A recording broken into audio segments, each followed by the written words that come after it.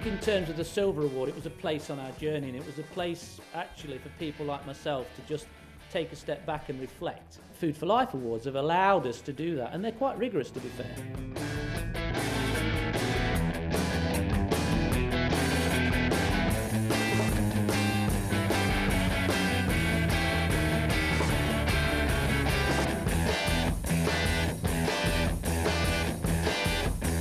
We're making a pork sausage for you.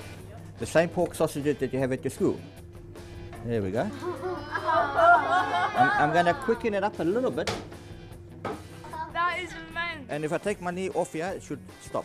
It's really been good to see the sausages being made, and the fact that they're actually going to be on our plates at school is really quite amazing. I normally wouldn't eat sausages at school because I didn't know what's in them, and now I know what's in them, I'm more likely to eat them. What we do see is children who are clearly far more food aware, and there's a maturity in the older children's attitudes towards food that wouldn't have been there before. Kids will probably only see fish in a fish finger, something like that, whereas here they can actually relate to something that's being caught. Salmon just doesn't come like that out the sea. You know, salmon is that's a salmon. I know that all my food and all the food I eat is local, and it's also very fresh. I thought it came from further countries, but I quite like that it's not that far away. It only comes from like some places in Britain.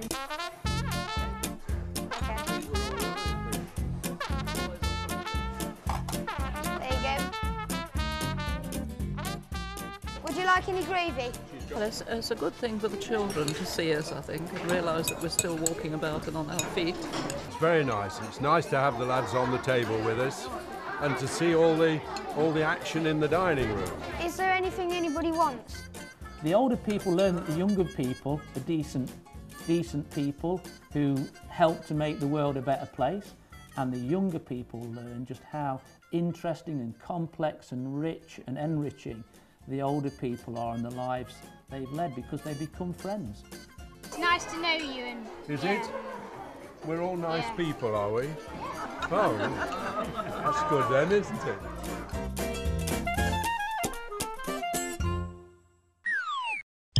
welcome to St Andrew's School. Yay!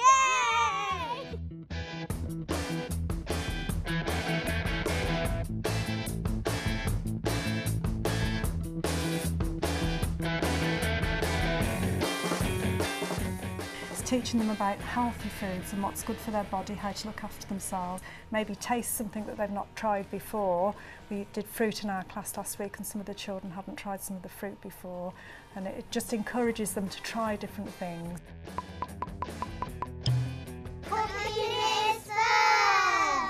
There is a lot of proof now that children are cooking at home, they're eating at the tables with their parents, but they are seriously persuading parents to think about buying fresh, local and organic, and that I think will have an effect hopefully on our future communities.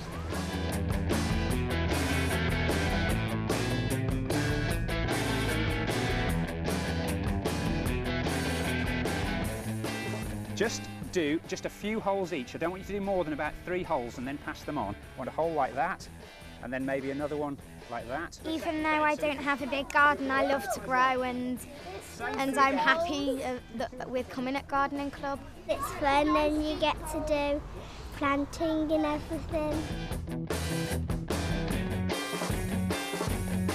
The aim of everything that we do here is to grow food which they can eat. So that's the aim, and more or less we eat everything we produce. So if we grow it here, it goes in the kitchen. We plant lots and lots of things, and like sometimes we get to take them home, and they're like really nice. And like I've planted at home. I've grown like raspberries, peas, broad beans, rhubarb, cabbage, loads. I like vegetables more. I like different sorts now because I never even tried a broad bean, and I tried one and they taste really nice. We want to get more children involved in the farm links, but we need to make sure that children are growing the sorts of things that they want to do at home as well as at school, and then linking all of that in to our normal cross-curricular work so that it becomes part of the school culture that real life situations based around the Food for Life philosophy will enable children to really enjoy school and learn a lot about the things that we want them to learn about.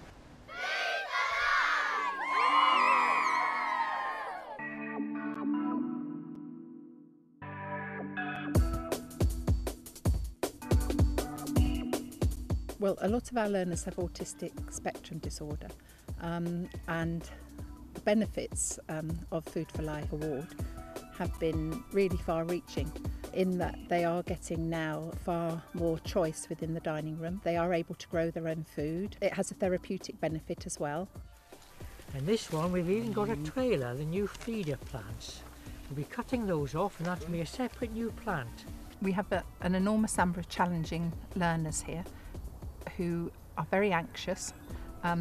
Inside the classroom they often can't cope, but once they're out in the outdoor environment, and particularly in the garden, their anxiety levels come down. They're actually able to focus. So the tasks we carry out in the garden are actually really, really important. Who's down there? That's why you were having trouble. It's a bit overdone, isn't it? The whole emphasis has changed towards providing the kitchen with as much food as we can produce. We're going to take these to the kitchen, and you've done that before, haven't you?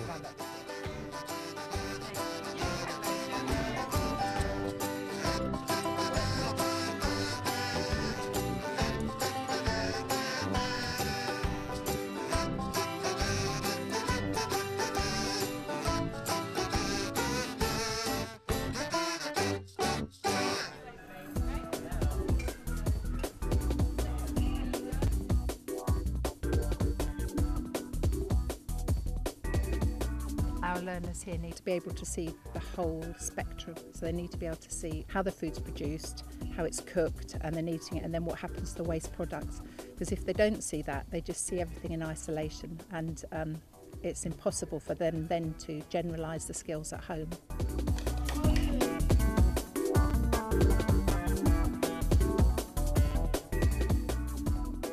Do you know what it is? A pepper. Well done. Good talking, Chris. It's a pepper. It just helps parents and learners and staff focus on what we're doing and bring it all together. I think Food for Life is absolutely brilliant for any special school.